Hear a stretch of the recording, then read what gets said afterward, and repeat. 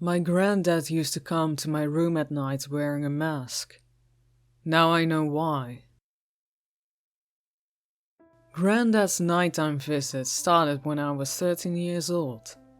This was a few years ago now, but it only stopped fairly recently, and I still remember the first time it happened. It was the middle of the school holidays, and my mom was ill. Mom being ill wasn't something that bothered me too much at that time.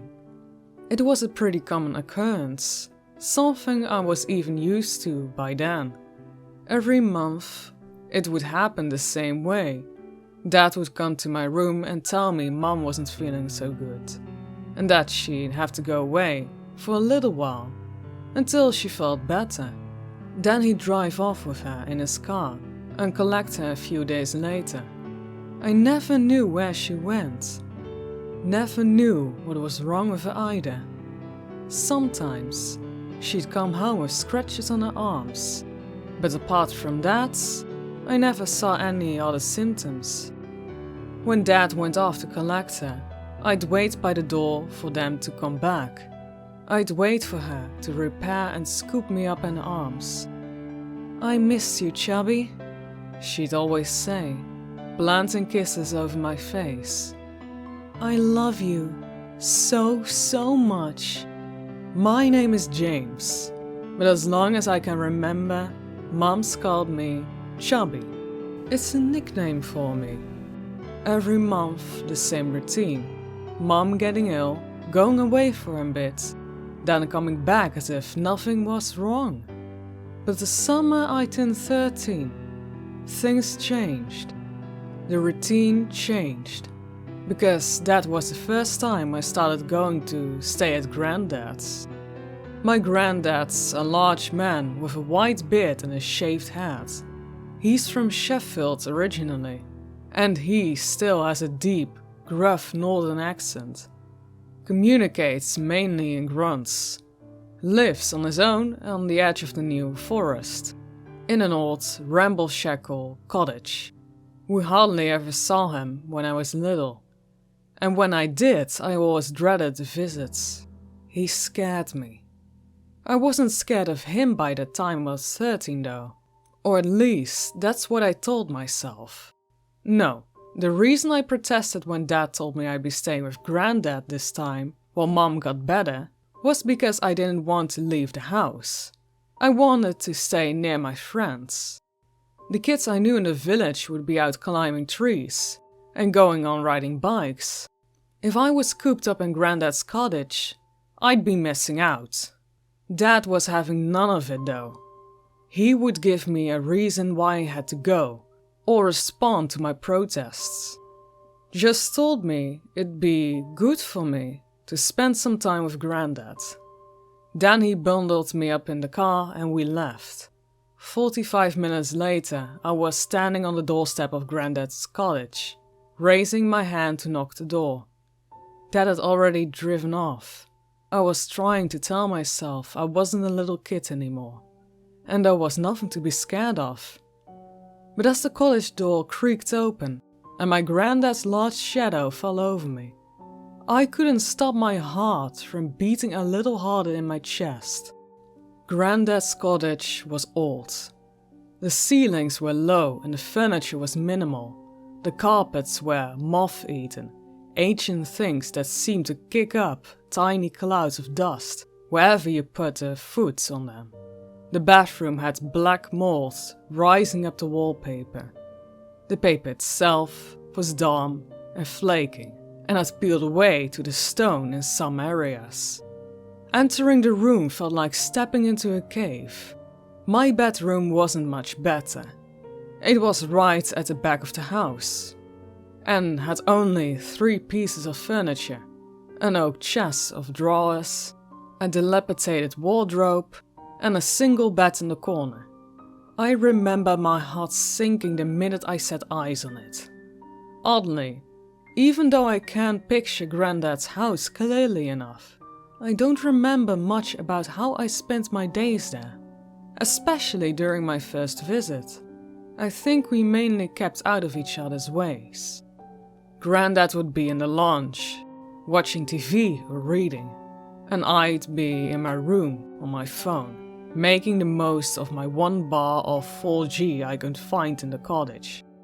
I can't remember if we spoke to each other much, or what we say if we did. Mostly is a blur. What I do remember are the nights. The first night in particularly. I told Grandad I was tired, and that I was going to head to my bed early. He grunted something in response. Then I spent a bit of time in my room on Snapchat and YouTube, the videos taking painfully long to load, before heading to sleep. I woke sometime in the night. The cottage was silent around me.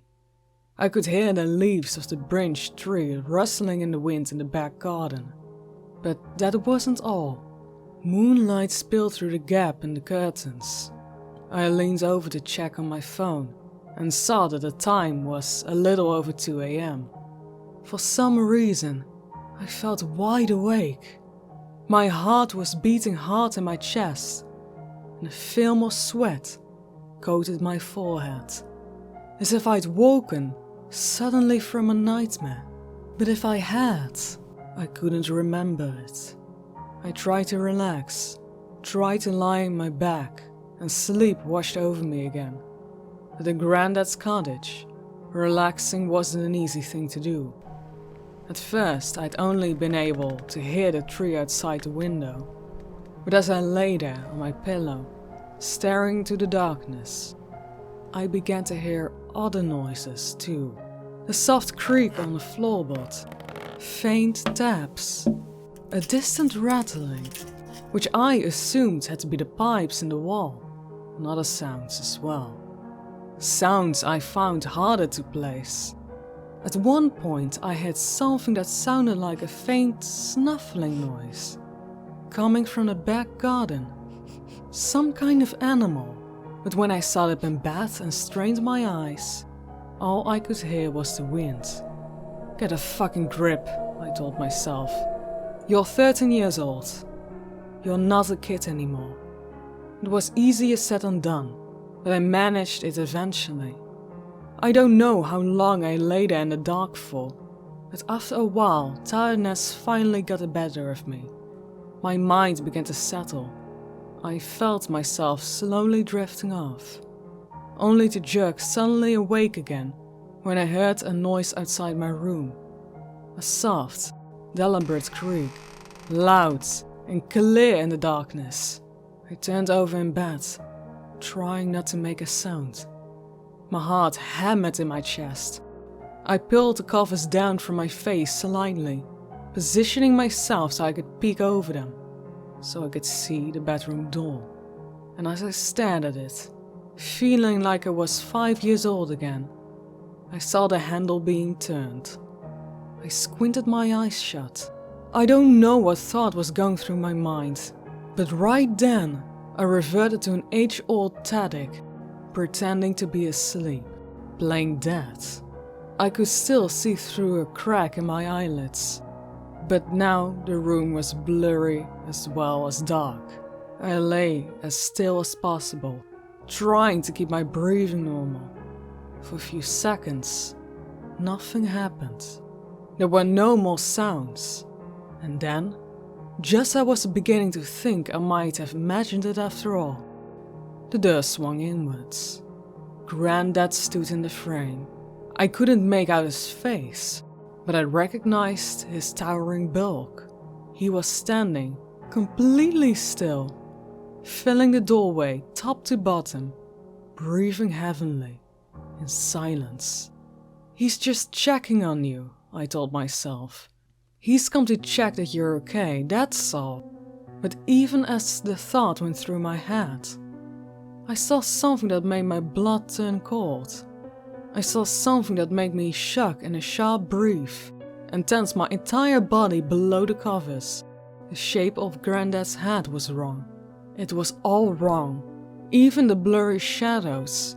The wrongness was unmistakable. His silhouette bulged out of the strange places, bulking out around the lower half of his face, in a way I couldn't understand. I opened my eyes another fraction of an inch, unable to help myself, and what I saw did nothing to quiet the fear swirling in my chest. Grandad was wearing a mask, a black mask. It covered the lower half of his face, allowing space at the top for his eyes to peer over at me. The mask covered his mouth and nose, with multiple straps on each side stretching around his cheeks to the back of his head. It looked like one of those pollution masks people sometimes wore in the big cities. I forced myself to breathe in, then out, then in again, nice and slow. I kept my ears strained for the sound of Grandad's feet on my bedroom floor, but it never came. After a while later, I heard the soft creak of the door shutting and his footsteps receding down the hall. We never spoke about him coming into my room. I never mentioned it to Grandad, and he never said anything about it to me. I never told anyone else either. I thought about telling Mom and Dad after the first visit, but in the end, I kept quiet. Partly because I was so happy to be home again, I think, but mostly because the memory had taken on a strange quality by the point. It was like an old, half-forgotten nightmare. I could still picture it, but the fear I'd felt at the time had faded. It was as though the whole thing had happened to someone else. The feeling didn't last though. Next month, Mom got ill again, and I was packed back off to Grandad's cottage. I protested harder this time, but Dad wouldn't bend. He just told me to stop being selfish and to give my mom some space so she could get better. Wouldn't look at me as he said it. Once again, when I stayed at Grandad's cottage, he came to my room, stood in the shadows of the doorway, the same black mask on his face. He never touched me or anything. I don't want you to think that. This isn't that kind of story. He simply stood on the threshold of my room, on the edge of the moonlight, staring at me. Then after a while, he'd leave again. The ritual happened every time I visited. It's been happening each month for the last 3 years. And it was only yesterday that I finally learned the truth. Only yesterday, when all the pieces clicked into place at last. Around my 16th birthday, I began to get ill, weak, tired, with no energy, hungry all the time. I got this prickly rash in my body too, and my muscles and bones constantly seemed to ache. It was summer, there was no school, and I stayed in bed all day, falling in and out of broken sleep, dreaming. The dreams were vivid and strange. In them, it was nightmare, and I was running, sprinting through the forest as fast as I could. Faster than I've gone before in my life. The moon hung overhead in the purple-black sky, framing me like a spotlight. And at the end of each dream, I'd stumble out in a clearing. I'd see Grandad's cottage, and just his front door began to creak open. I'd wake up in a cold sweat. Yesterday evening, Dad visited me in my room, came and sat beside my bed. He told me that Mom was ill, too, and that he'd have to take her away for a few days.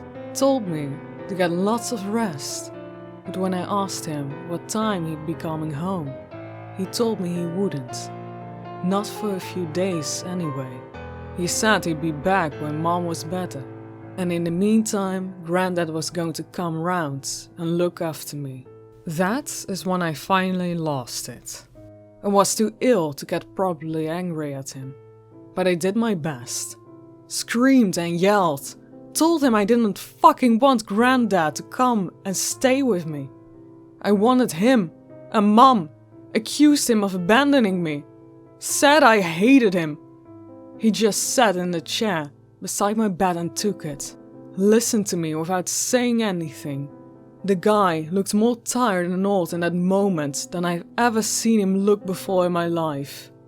And when I was finally finished, when my throat was so raw I couldn't yell anymore, he said something to me. Something that started a conversation I will never forget. I know you don't understand why I'm doing this right now, but you will, soon. Grandad will explain everything. I sighed and laid back against my pillow, exhausted. I don't fucking want Grandad to explain anything, Dad. I want you here.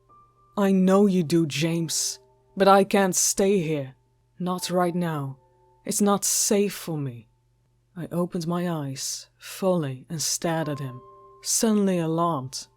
What do you mean it's not safe? Am I contagious or something? No, he shook his head. It's not like that.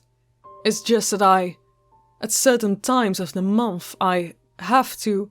He sighed again and looked back down at me, shook his head once more. It really is best if your grandfather explains this, James. Your mother can help too when she's back. I might know more about it than most, but I don't really know. Not like them. I had the urge, almost overwhelming, to reach out and shake him. I didn't understand anything he was saying. What do they need to explain? I said. Can you please just tell me what the fuck's going on? My dad sighed again. He stood up and walked over the bedroom window, then peered through the curtains. Big moon's up there tonight, he said after a moment. Not even dark out, and I can already see it. He stared through the glass for a while, then turned back again, turned to face me. James, you know how Mom gets poorly each month, he said. How she has to go away for a while until she gets better? I nodded. Of course I knew. Okay, well, the reason she has to go away is because she has this rare condition. It only flares up every once in a while, and it's easy enough to predict when it's going to happen. But that's the only thing about it you can predict. At her age, they can get... Well, your mother finds it hard to do certain things, I suppose. She finds it hard to act in a certain way. What condition does she have?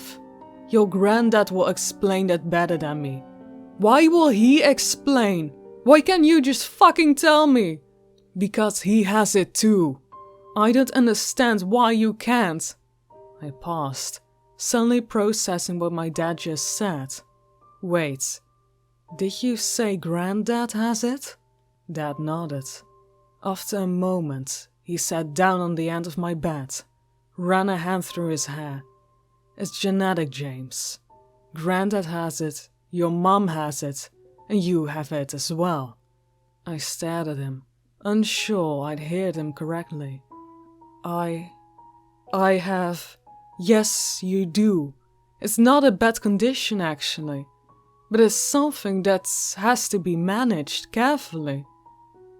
Your granddad has lived with it for a long time, and he knows all about it. He'd be able to help you. Blood was pounding in my ears. Thoughts and memories were suddenly pressed at the edge of my mind like angry dogs. I pushed him away, focused on Dad. Is that why he started sending me to his house every month? So I got to know him better? So he could fucking help me with whatever the fuck this is what I've got? Dad stared at me with sadness in his eyes. It wasn't my idea, he said after a moment. Your mother said it was best. Granddad agreed with her. When you're coming of age, it's good if you can spend time with older ones of their...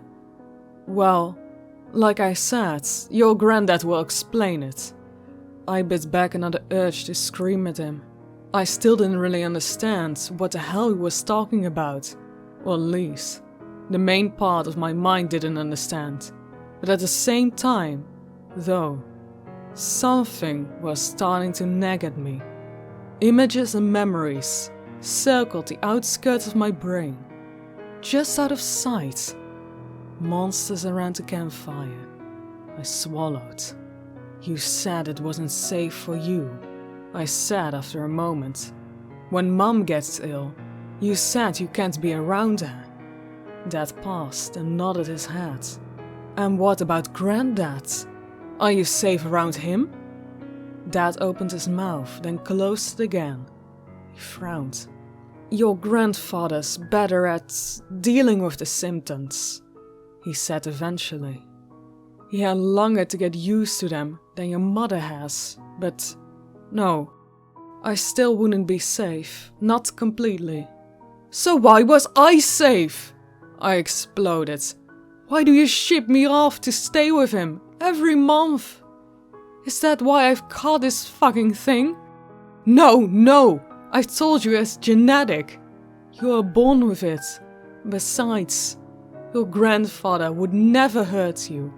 We took extra precaution, in the worst nights too. I insisted on it.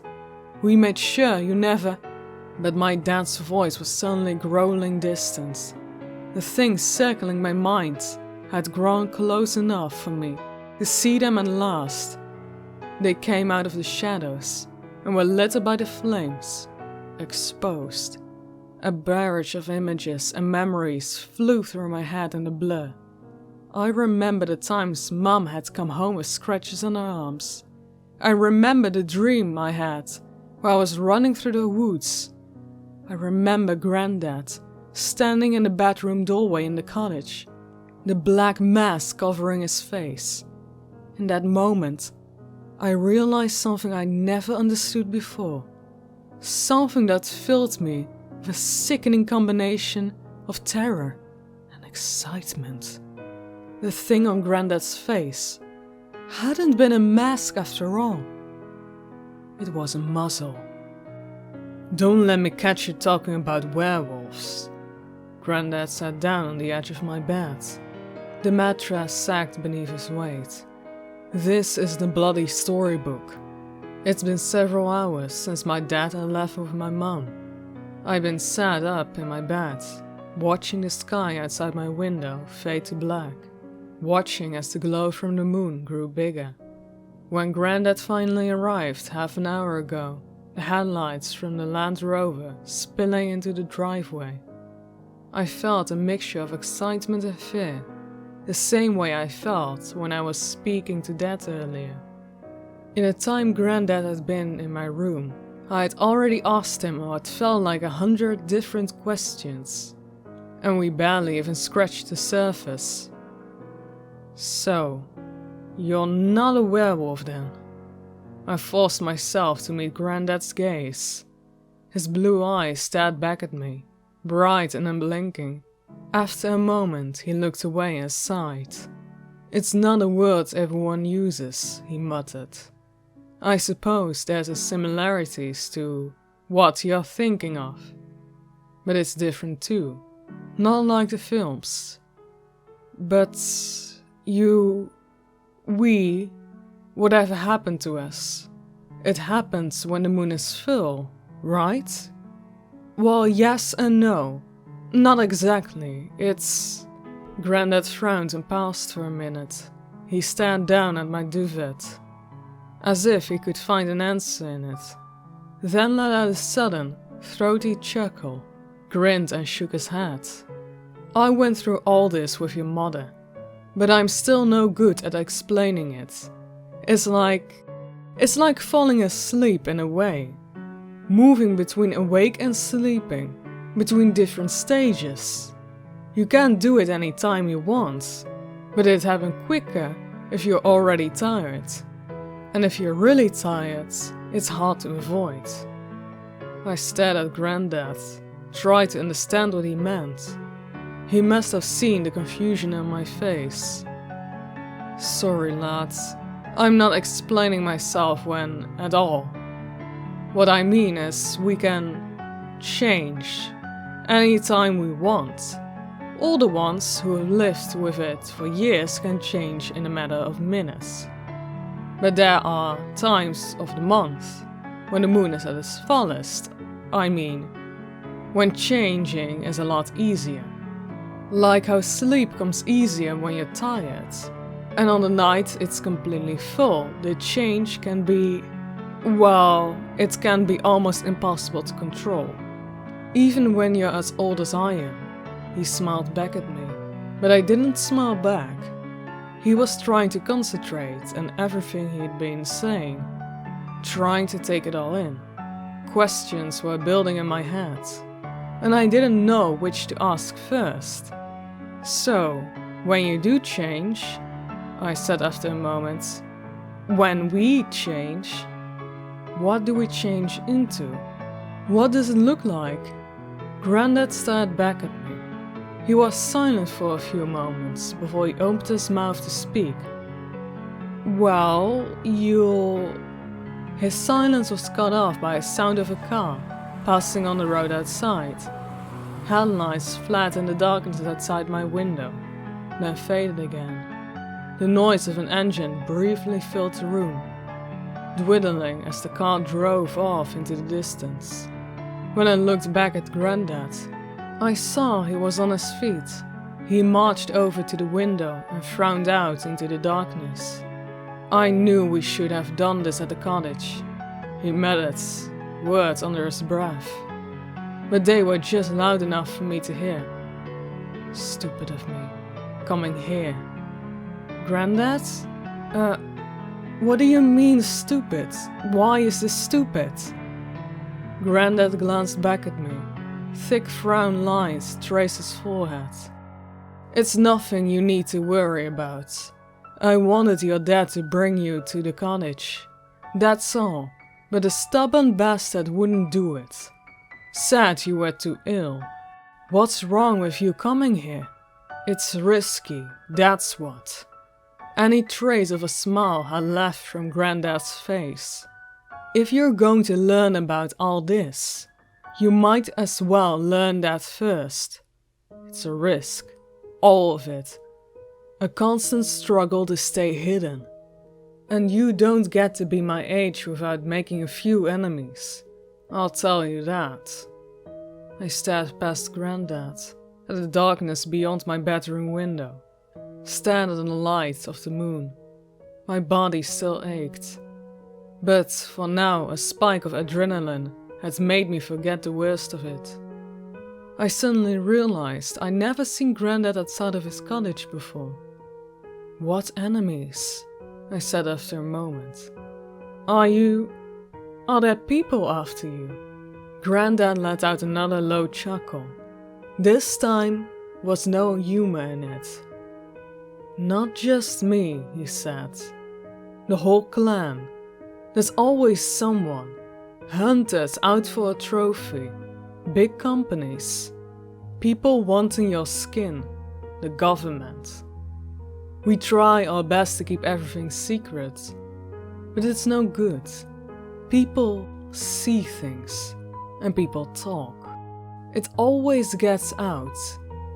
Grandad reached out suddenly and tucked the curtains across my window shut, blocked out the moonlight. He stood at the end of my bed, staring down at me. If we're going to talk, we're going to do it downstairs, he growled. I'm not standing here like your bloody nursemaid. He turned and left the room before I had a chance to respond. We sat in the lounge, opposite of one another. Grandad in the armchair near the front door.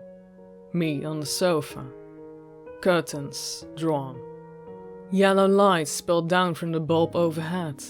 A light rain had started outside, and it drummed against the window like 1,000 soft fingers.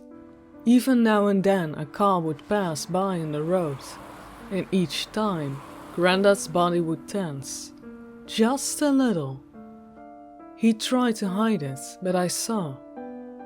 I still felt ill. My body ached and my skin itched. I felt weak and tired.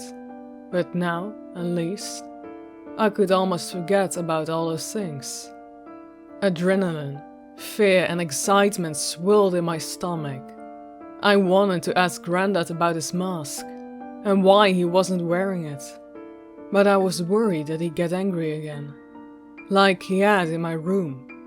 I'd hear the temper in his voice then, and I didn't want to be on the receiving end of it. So instead, I asked a different question. "Where does Mum go?" I said. "When she's away each month, I mean. Where is she?" "She stays with a couple of friends of mine," says Grandad.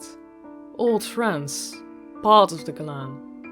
They live in a new forest too, about 12 miles from me. They've helped me with her. Helped me show her the ropes. But why does she have to stay away? Why can't she do what you do?" Grandad fixed his blue eyes on me, ran a hand through his thick white beard, scratching the skin underneath. "It takes a long time to get used to the change," he said after a moment. "I have lived with it for years, and even then your dad still wanted me to put that chuffing thing on my face when I was around you. Block out the smell on the worst nights." Grandad shook his head. "I didn't need it, and it pissed me off that he thought I might. But I let it go. I let it go because he's seen your mother when she is in another state. And he knows how bad it can get." "How bad it can get?" Grandad opened his mouth to reply, but at that moment another car engine sounded in the distance. He paused, listening. The engine grew louder. After a few moments, I saw headlights illuminating the drawn curtains of the lounge window. The engine swirled as the car drove past our house. I heard the splash of wheels on wet tarmac. The engine faded as the car continued down the road, and then it suddenly cut off. Grandad froze. His skin was set in a mask of concentration. After a moment, he choked his head slightly to one side, presumably listening for the sound of engine starting back up again. It didn't come. I listened too, and I couldn't hear a thing. Only the rain, growing steadily heavier outside, pattering against the glass. Wind gusts around the house, causing the trees in our garden to rustle. "It's probably just one of our neighbors, Grandad," I said. "I think the car—" I stopped talking when Grandad held up his hand. He shook his head. The frown lines on his forehead were so deep. They looked like cuts. "No," he muttered after a moment. "Someone's coming." My skin suddenly felt cold. I had no reason to be afraid, but the tension on Grandad's face was rubbing off on me. I strained my ears for a sound, but I still couldn't hear a thing. Only the rain. "Grandad, it's nothing," I whispered. "There's nobody out." Our garden gate creaked open. The sound was soft, but clear. A familiar squeal of old hinges. It cut through the wind and rain. My skin prickled with an unpleasant heave. My heartbeat picked up in my chest. Grandad was on his feet. He crept over to the little front door, the corner of the lounge, moving without making a sound. Our house was tidier than Grandad's cottage, but it's still almost as old. The ceilings are low, standing just to the left of the front door, in a shadowy entrance to our dining room. Grandad had to crouch. Stood up straight, the top of his head would have touched the ceiling. The front door was smaller than he was. His blue eyes were fixated on the little square of frosted glass set in the center. I started to get up from the sofa, but he held out his hand again, motioned me to stay where I was. A second later, I heard footsteps crunching across the gravel drive. I held my breath. Every inch of my skin prickled and itched. I stared out the little window in the front door, waiting to see movement on the far side of it, trying to tell myself I had nothing to be afraid of. It was probably Dad. That was all. Dad, coming back to pick something up. Maybe something he'd forgotten. It was a little strange that he hadn't parked the car right outside our house. But there had to be an explanation for that, didn't he? Who else would it be? As their thoughts rushed through my head, a shadow appeared on the far side of the frosted glass. A shape in the darkness. I held my breath again, feeling my heart pound in my ribcage like a fist. For a second, nothing happened. And then someone was rapping their fist against the front door over and over again. "Hello? Is anyone home?" It was a man's voice, not someone I recognized. "Hello? Can anyone help me, please? I saw a light on." Grandad stayed completely still. He stared at the door, his face unchanging. The knocking continued. After a moment, the man spoke again. His voice sounded close to panic. "Please, if someone's there, can I use your phone? Our car broke down, and we don't have any signal. Please, my wife isn't very well." Grandad hesitated for a second. Then he reached out and tucked the door open. From where I was sitting, I couldn't see the man on the porch, but I could hear everything he was saying clear enough. "Oh, thank you so much. I'm so sorry to trouble you. We've had an absolute nightmare.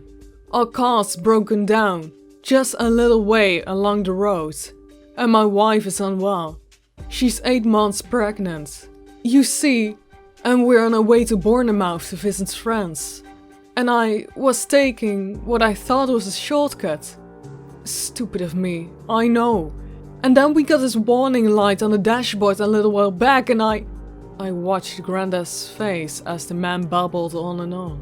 His expression was fixed and hard to read, but I thought at least some of the tension had gone out of it.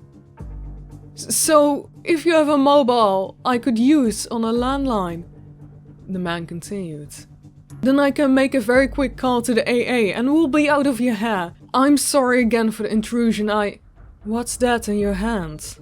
Grandad's gruff voice cut through the man's rambling. I stared at his face, but the expression remained the same. "Oh, this is a walkie-talkie," the man said. "I may not be able to navigate to save my life, but I always worry about my safety. Over-worry, actually. Paranoid, that's what my wife calls me. We ran out of petrol in the middle of nowhere. Once we carried a pair of these in the car ever since, along with a first aid kit and some spare clothes. Just in case, you know. You'll never know when these things might come in handy. In fact, that reminds me." He fell silent for a moment. A few seconds later, I heard a soft beeping sound. "Hi, sweetheart, it's me," he said. "A nice gentleman down the road just opened his door. So I call the AA and be back soon as possible, okay? Over." There was a faint cracking noise. After a moment, I heard the tiny sound of a woman's voice responding. "Okay, be as quick as you can," she said. "I'm really not feeling good, Tim. Over." "I will, sweetheart, I promise. Over." The cracking sound cut off. There was a moment of silence, and then Grandad sighed. He looked worried, but any sign of the previous tension in his face had gone. "Right, come in then," he said. "You can use my phone, but you better make it quick. My grandson's not feeling well either." He edged back away from the door. A moment later, the man stepped into the lounge. Any residual fear I may have felt vanished the minute I saw him. He was about half the size of Grandad. What was left of his thinning black hair was slicked down against his forehead, from the rain. He wore glasses that were speckled with raindrops, his raincoat dripping onto the carpet. As soon as he saw me, he raised a nervous hand in greeting and started babbling again. "Hi there, I'm Tim. Sorry to intrude. I'm just in need to make a quick call and I'll be out of my way again. My wife and I had a nightmare this evening. Grandad shoved his mobile phone into the man's hand, cutting him off mid-flow. "There, you can use that." "Oh, perfect. Thank you so much." Tim looked at my granddad with wide-eyed gratitude. "I'll be as quick as I can, I promise." He tapped at the screen of Grandad's phone, then raised it to his ear, smiled across me, and I smiled back. Grandad hovering near him, watching. He didn't say anything else or look at me. After a few moments of waiting, Tim started babbling to the phone. "Hi, yes? I'm Tim Ferris. Yes. I think we may need someone to come out and help us, I'm afraid. Yeah. We had a bit of a car trouble. We're out near..." Tim's voice droned on and on. After a minute of talking, he got his AA card out of his wallet and began reciting numbers. I began to grow aware of this, how much my body was aching again. The adrenaline I'd felt earlier was fading, and I now had a hollow feeling in my stomach too, like I needed to eat. My skin itched and I had to resist the urge to scratch my arms. To distract myself, I watched Grandad. He looked suddenly uncomfortable. He was standing in the same spot as before, staring at him, but now he was shuffling back and forth, like he couldn't keep still. He kept running a hand through his beard, his eyes never leaving Tim's face. When Tim finally hung up the phone and handed it back to Grandad, I felt a here-to-play sense of relief. "Great, they're sending someone out to help," Tim said. "They're going to call back in 5 minutes with an ATA. So sorry again about all of this. But do you mind if I wait for their call?" Grandad grunted in response. Tim turned to me and smiled. "And what did you say your name was, matey? Your granddad told me you're feeling a bit under the weather?" I nodded. "I'm James," I said. "I just got a flu or something, I think." Tim frowned and nodded his head. Nasty stuff, nasty stuff. Something going round at the moment. "So it's just the two of you here tonight then? Mom and Dad not around?" I opened my mouth to reply, then paused. Tried to think what was the best to say. I couldn't tell the man where Mom and Dad really were, but at the same time I couldn't just ignore the question. I glanced over to Grandad, but he was frowning down at the phone in his hand, not listening. "They're, out tonight," I said after a moment. "They've gone out for a meal in town." "Ah, very nice, very nice. Well, hopefully their car's a bit more reliable than mine, eh? Out of the whole night, are they?" Tim smiled across the room at me. Outside the house, the wind gusted harder than ever. Rain drummed against the window in the heavy sheets. I opened my mouth, unsure how best to respond. But before I had a chance, Grandad spoke. "Your call didn't go through." "Hmm?" Tim turned away from me and looked at Grandad. "The call you just made now? It didn't go through." "Sorry, what do you mean?" Grandad's blue eyes were fixed on Tim. He stared at him without blinking. "I mean, is the call you just made only lasted 3 seconds. It's right here in my log. You dialed a number, then ended the call almost straight away." "Why?" "Oh, sorry, I don't..." Tim trailed off and looked at Grandad. His eyes flickered from Grandad's face to the mobile phone in his hand. then back again. "That's bizarre," he said after a moment. "There must be some kind of mistake. I definitely got through to someone. Maybe your phone didn't record it properly, or... Well, are you sure you're looking at the right... I know exactly what I'm looking at. The call didn't go through, which means you're only pretending to speak on the phone just now. And I want you to tell me why." Tim stared at my granddad. He opened his mouth, then closed it again. Wind howled around the eaves of the house. Rain continued to drum down. There was a beat when everything inside was still, and the only noise I could hear was my own heartbeat. Then everything happened at once. Tim raised the walkie-talkie to his mouth and pushed the button.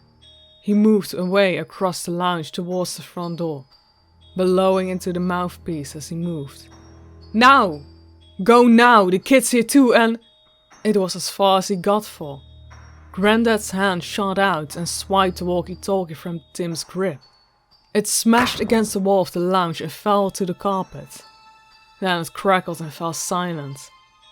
Grandad moved quicker than I thought was possible.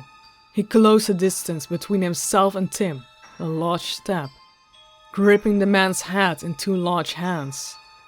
Tim's glasses went tumbling off his face. He screamed. The sound cut off as Grandad jerked his hand sharply to the right, snapping Tim's neck in one clean motion. He released his grip and Tim crumpled to the floor. On the road outside, I heard the distant sound of a car engine starting. Grandad turned to stare at me, his blue eyes blazing. "Get up," he said. "We have to get out of here. Right now." I sat on the sofa, frozen, struggling to comprehend what I'd just seen. Grandpa didn't wait. He crossed the distance between us in two large steps and hauled me to my feet, dragging me across the launch towards the door.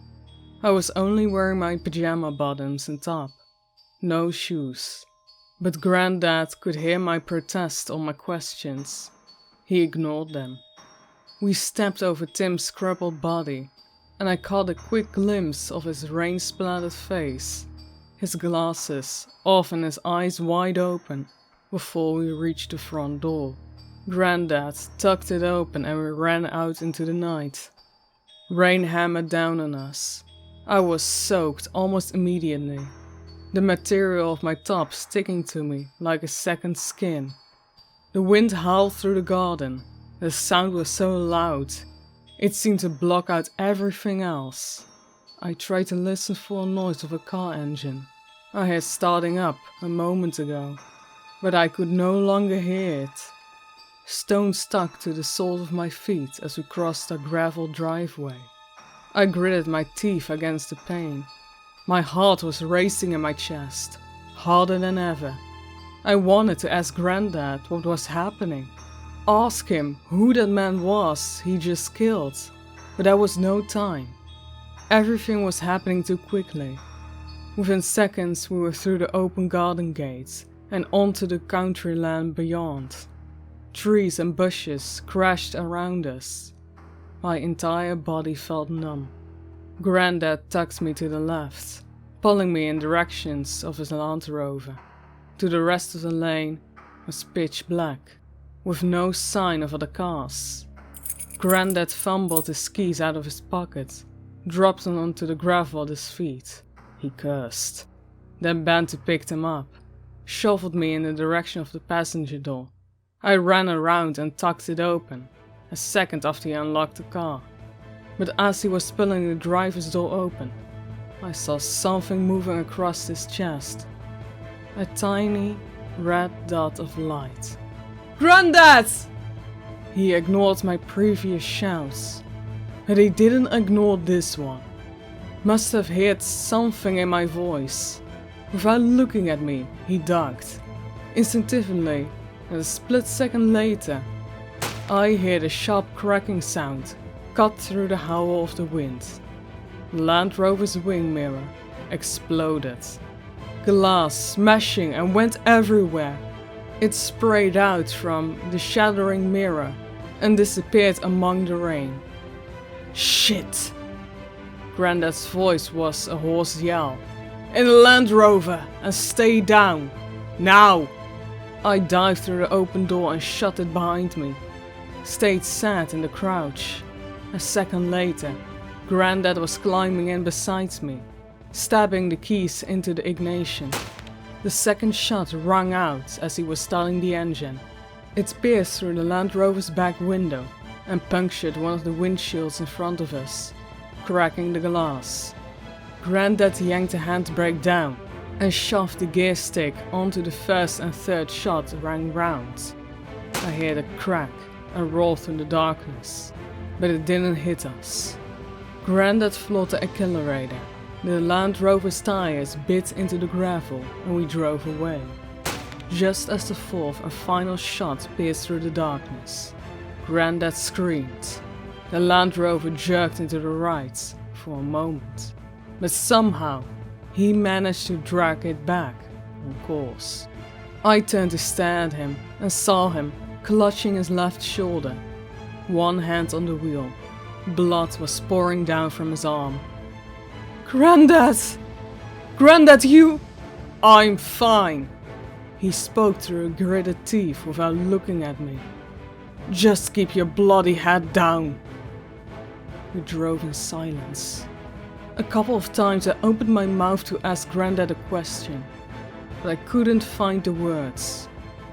I just kept shooting glances at him instead. Every time I did, he looked a little worse. Grandad's face was lined and pale. He gripped the steering wheel tight with one hand, the other still pressed to his wound on his arm. His entire sleeve was stained brown. His hand was red. Bloody mess. He drove quickly, blue eyes fixed on the country roads in front of us, not speaking or looking at me. For my own part, I felt terrible. My entire body was trembling. The heat was on the Land Rover and turned up high, but it was no good. My skin was rain-soaked and freezing. I felt like I had a fever, my teeth chattering lightly together, and I couldn't get warm. Finally, after half an hour of driving in silence, I forced myself to speak. Grandad, where are we going? He didn't turn his head, kept his blue eyes fixed on the road. Just as I was beginning to think he wouldn't respond at all, he barked out a single word. Cottage. But are you going to be okay? Shouldn't we? I stopped myself before I could say, go to the hospital. Of course we wouldn't go to the hospital. Grandad had been shot in the arm, and a few minutes before that, he killed a man with his bare hands. Hospital with a bullet wound meant the police would be called. It was the last place we could go. Without looking at me, Grandad grimaced and nodded his head once. I kept my eyes on him as I asked the final question. Can't you change, Grandad? If they keep coming at us, can't you change into your other form? Grandad blinked his eyes shut and opened them once again, kept them fixed on the road ahead. He muttered the same words he'd spoken earlier, only quieter this time, almost a whisper. Cottage. I supported Grandad to the front door. The weight of his large body slumped against me was impossibly heavy. When he first stumbled out of the Land Rover, I almost dropped him, but together we just managed to stay upright. The Land Rover's door remained open, and I didn't go back to shut it. Rain cascaded down on us, and it was torrent now. I squinted my eyes shut against it, felt the cold water pour down my face. My hair stuck onto my forehead in wet clumps. I could no longer feel my feet. My body felt impossibly weak, like I was on the verge of collapse. But somehow, I forced myself to keep going. Grandad took a lot longer to unlock his front door than he had the Land Rover. His hand was shaking badly. He kept missing the lock. He slotted the key in eventually, and we stumbled over the threshold of his cottage. I slammed the door shut behind us and flickered the light switch. We stood in Grandad's cluttered front room. His cottage had a similar layout to my house. The front door opened straight into the lounge, with two other doors leading deeper into the house. The tiny kitchen could be accessed at the far end of the room. Beyond that was a back door that led out into the rear garden. To the left was a door that led to the hallway, and on to the bathroom and two bedrooms. The lounge itself was dusty and bare. There was an old sofa, an even older television set, and a little window. Not much else. "Grandad, would you like to lie down? I can help you to your room?" Grandad shook his head. His lips were pressed tightly together. Staring at him, I felt a horrible, sickening feeling in my stomach. He looked terrible. His face was ghostly pale, as if all the blood had drained from him. I thought maybe it had. The shirt sleeve of his left arm was completely brown, and the hand he had been using to cover the bullet wound was bright red. The sight of it made me feel ill. As I watched, Grandad limped backwards and sat down heavily on the sofa. He reached up with his good hand, fumbling with the top button of his shirt. "Help me," he groaned. "Need to get this off." Grandad's sentence was stuttered, as though every word was a struggle. I hurried forward and began unbuttoning his shirt for him. My hands were numb, and I worked slowly, but I got there in the end. Once it was done, Grandad waved me away. He struggled free from the shirt, his face a mask of pain. Grandad's chest was broad and sinewy. Crow's white hair coated his torso. He shrugged his right arm free first, saving his injured arm until the end. When he peeled the sleeve away, he let out a growl of pain, and he dropped his shirt on the floor and opened his blues-eyed white, stared up at me. "Don't be scared." He squeezed the words out of his gritted teeth. My eyes kept flickering between his face and his bloody left arm. "I won't hurt you." I opened my mouth to respond, but before I could, Grandad let out a loud groan.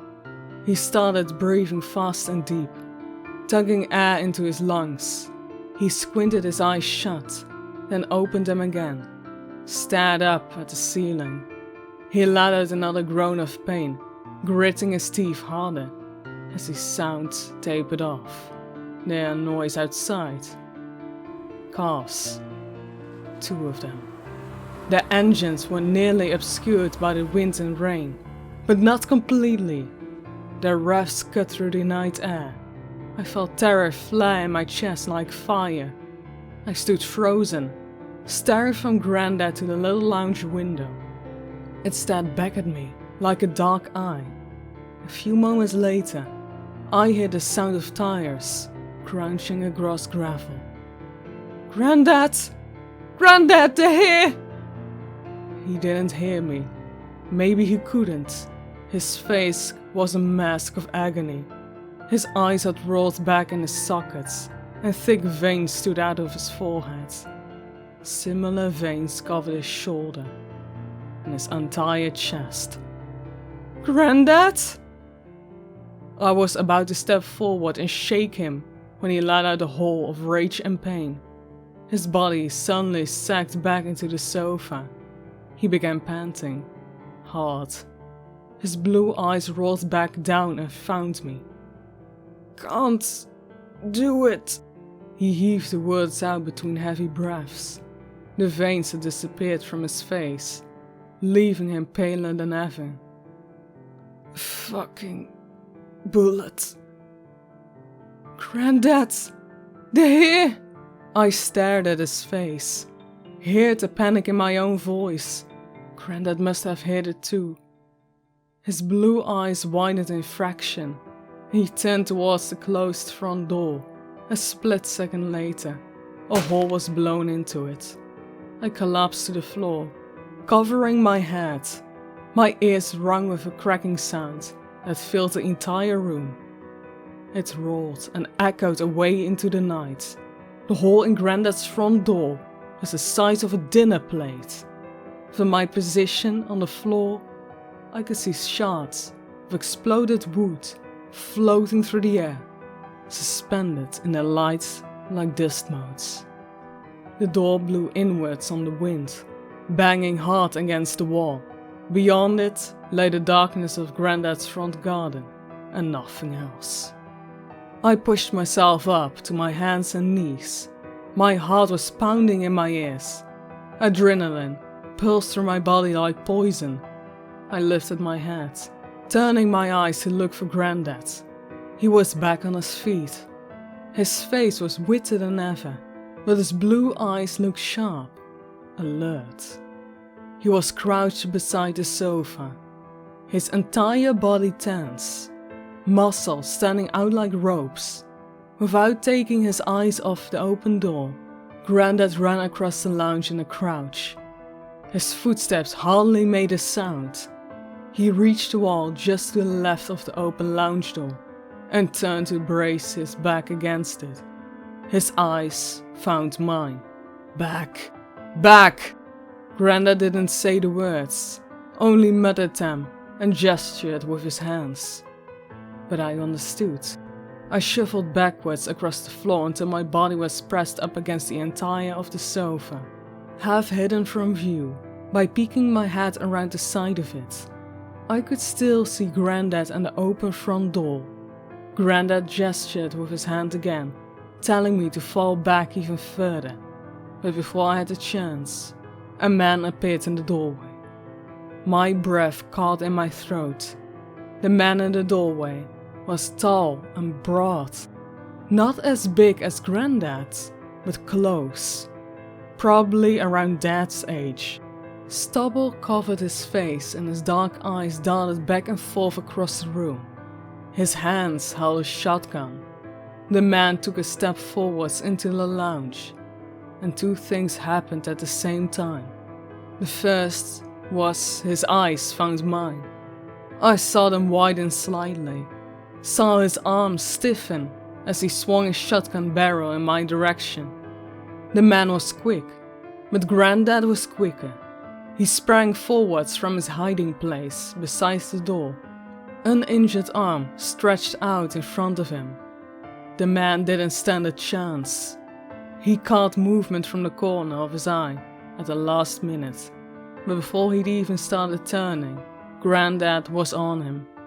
He caught the man's face in one palm and slammed his head back into the wall. It connected with a sickening crunch. The man went limp. His shotgun dropped to the floor, and his flailing leg kicked as it slumped to the ground. The gun skidded a few meters and came to a stop in the middle of the lounge. Grandad turned and moved towards it. His teeth were drawn back from his lips in a grimace. His eyes blazed with pain and rage. He was reached down towards the gun. His good hand stretched out in front of him. Then a second man appeared in the doorway. He was younger than the first man, but just as big. Sodden brown hair hung down over his eyes. He entered the lounge at a half run, a rifle slung over his shoulder, panic on his face. His eyes found Grandad, and he skidded to a stop, already unslinging the gun. "Grandad!" He didn't need me to shout. He already heard the man behind him. He grabbed the shotgun from the floor by the barrel, spinning on the top as soon as he had a grip on it. But by the time he wasn't quick enough. By the time Grandad had turned, the man had his finger on the rifle's trigger. The gun went off. The noise in the cottage was deafening. Pain stabbed through my head and my ears rang. I screamed in terror. Somewhere, Grandad was screaming too. I opened my eyes and saw him tussling with the man. He had the barrel of the rifle clutched in his left hand, while his right shot the man's throat. The shotgun was on the floor by his feet. The man swung wild punches into the side of Grandad's head with his free hand, yelling and swearing. Grandad couldn't get a grip on the man's throat. His hand was wet with blood. After a moment, I saw his hand travel to the man's face and grab the back of his head. The man tried to thrash and get away, but he couldn't. Grandad's grip was far too strong. He tensed his hand, bracing his fingers against the back of the man's skull, and pushed a thumb into his eye. The man screamed.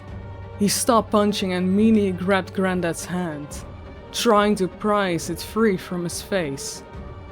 I stood up from the couch, my eyes on the shotgun near Grandad's feet. If I could just reach out and get it! But even as the thought went through my head, I heard movement behind me. From the back of the lounge, I turned and saw a red-headed woman standing a few feet away from me, just inside the door that led to the kitchen. She must have slipped in through the back. In her hands was something bright yellow and blue, gun-shaped, but not a gun.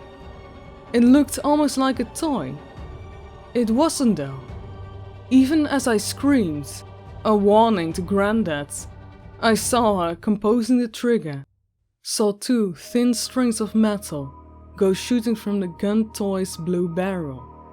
I turned my head in time to see them disappear into Grandad's back. His entire body went stiff. He lost his grip on the rifle. The man he had been fighting jerked backwards away from him, then swung the rifle into a victorious upwards arc. Its back smashed into Grandad's chin. He staggered backwards and turned to the spot, almost in slow motion. I had time to see that his left hip was now leaking blood too, from where the rifle's second bullet must have hit him. I had time to see the faint agony on his face. Then he collapsed to the floor. His body twitched and spasmed. His eyes were closed. Before I knew what I was doing, I was moving towards the man. Anger and terror raged through my head. I had no plan of action. The man's eyes flickered up at the sound of my scream. I saw him swing the rifle towards me, saw him fumbling in the top pocket for a fresh bullet. The gun's barrel stared at me like a black eye.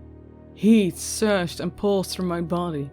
The man started reloading the gun, and I tensed myself, ready to spring forwards. But a split second before I did, the red-haired woman spoke. "Don't, Jim. Remember who we're here for." Her voice was soft and calm. She wasn't talking to me, but the sound made me hesitate all the same. Jim hesitated too. He turned his panicked face in her direction. Blood leaked from his swollen left eye. I followed his gaze and saw the woman moving towards me, a smile on her face. The silent chapter will pay more for him if he's alive. The woman pulled a long, silver knife from her pocket. Its blade glittered in the overhead light. Its handle was smooth, shiny brown. She waved at me, a smile on her face growing into a grin. "You're not going to give us any trouble now, are you, boy?" I glanced back at Jim to find him aiming the gun at me. Panic and dread filled my chest. I missed my opportunity. The woman's distraction had given him time to reload the rifle and center it on me. If I jumped at him now, I wouldn't get him before he fired. The red-haired woman walked around the sofa. She stopped a few feet away. The grin was still fixated on her face, but I could see something else in her eyes now. Something like hate or disgust. One side of her mouth curled up as she spoke. Don't try anything stupid. You don't want to end up like your dear granddad, do you? She took another step forward, raising the knife in front of her, and then something on her face changed. She paused, cocked her head to one side, as though she was listening out for something. The smile on her face faltered. A split second later, I realized why. I could hear a sound. It was distant, almost smothered by the wind and rain, but it was getting clearer at the same time. Louder and closer with every second. A steady, rhythmic crunching noise. Footfalls. Pounding across the graveling towards the cottage. Jim? The red-haired woman was no longer looking at me. She was staring at Jim with a frown on her face. I followed her gaze. Jim stared back at her, his face a mixture of panic and confusion. Suddenly, the footfall stopped, cut off completely. Jim turned around wildly, staring from the lounge window to the open front door. Wind howled around the cottage. The rain continued its relentless drumbeat. The front door swung back and forth against the wall, knocking into it repeatedly.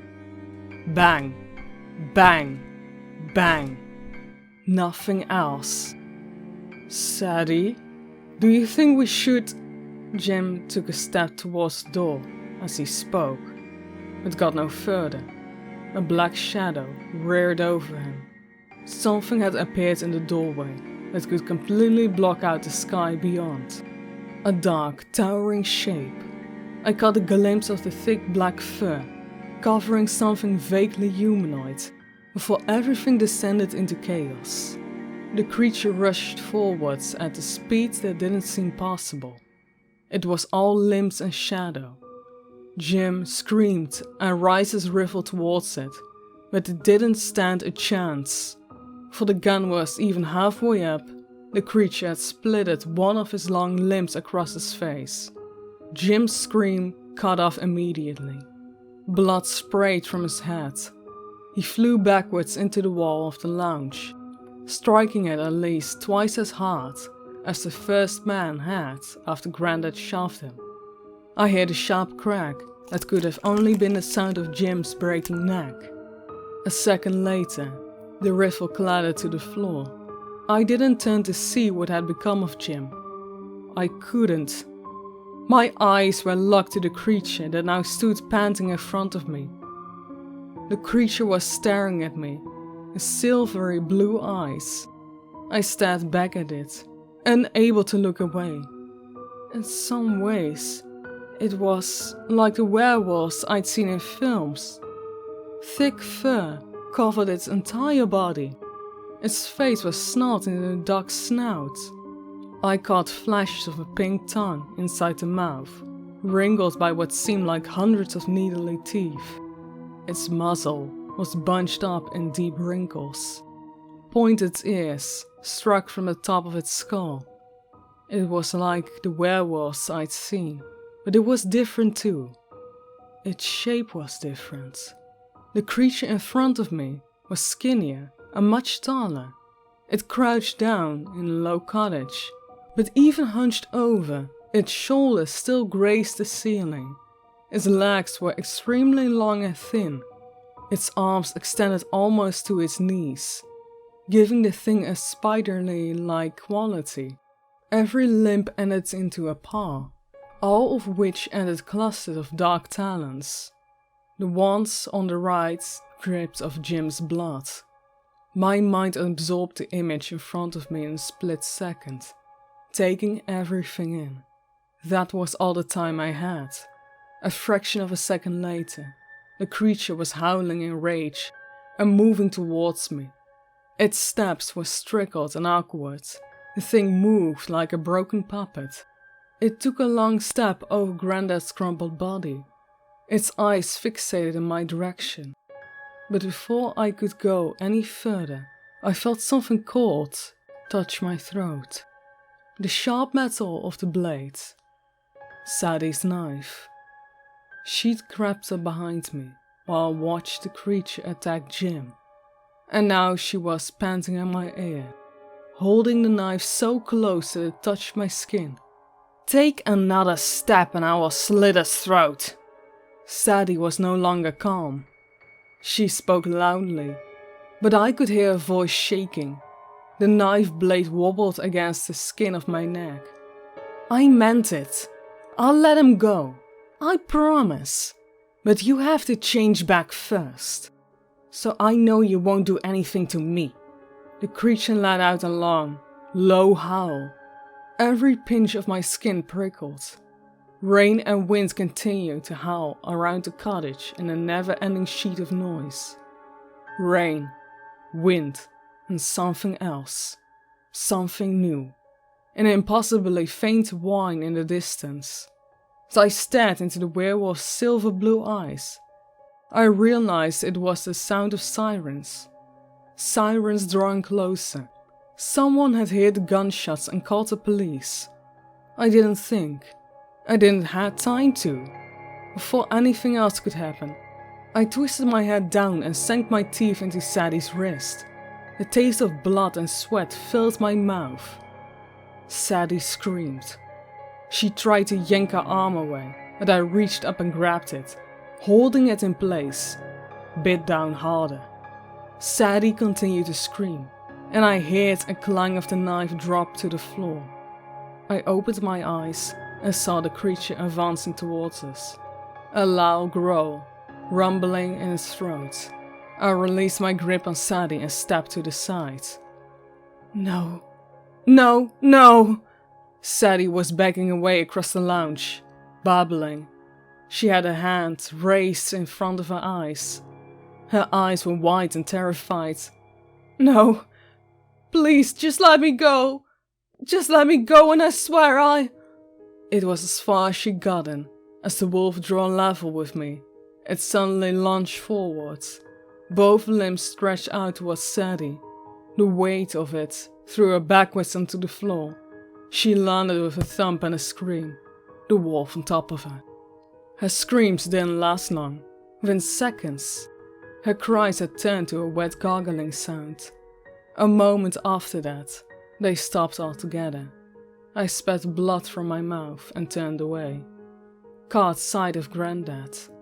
His body was laying crumpled onto the lounge floor, eyes still closed. All thoughts left my mind as I ran over him. His entire body was covered in blood. It leaked from his chin, as well as his bullet holes in his side and his shoulder. At some point, Sadie had dropped her yellow-blue weapon, but its metal strings still stuck in his back. I kicked him away, knelt beside him, and moved my hands from his chest to his neck, desperately feeling for pulse, trying to see if his chest was moving. The sirens outside were louder now. They drowned out my thinking, filling my whole head. I felt like I might faint. My hands moved over my granddad's face, but they were covered in his blood now, slippery and wet. I couldn't see properly because my vision had blurred. I felt movement behind me, heavy, thumping footsteps. A moment later I heard a low growl and I felt hot breath on the back of my neck. The creature pushed me onto the side. It bent down and took a hold of Grandad in both of its paws. I screamed and tried to fight it off, but it ignored me. Just scooped his broken body up like a rag doll, then threw him over his shoulder, as if he weighed no more than a child. And then, a second later, before I knew what was happening, it had grabbed a hold of me too. It twisted me around so I was staring directly into its face. There were two things I remember about the final part of that night. Two clear images. The first is the moonlight. This must have been shortly after I lost consciousness, after my body finally gave up on me, after we've been running what felt like hours, fleeing Grandad's cottage, and the sirens across rain-soaked fields, fleeing into the night. After an unknown amount of time, the rain finally began to stop. and the sky overhead started to clear. I was draped over one of the creature's shoulders, clinging to its fur on its back. Though, through my family half-continuous gaze, I saw stars above us, winking like eyes, and a moment after that, I felt moonlight on my skin. I saw the moon, giant and white in the sky, shining down on me like a spotlight. It made me feel warm. That image will stay with me for a long, long time. But the second image will stay with me longer. The image of what I saw in Grandad's cottage, shortly before the creature tossed me over its shoulder, before we started running. The image of the creature's face, only inches away from me, when it twisted me around to face it, to stare directly into its silver blue eyes. Sirens were whistling into the background, mixing with wind and rain. Terror, adrenaline, and exhaustion swirled in my stomach like a storm cloud.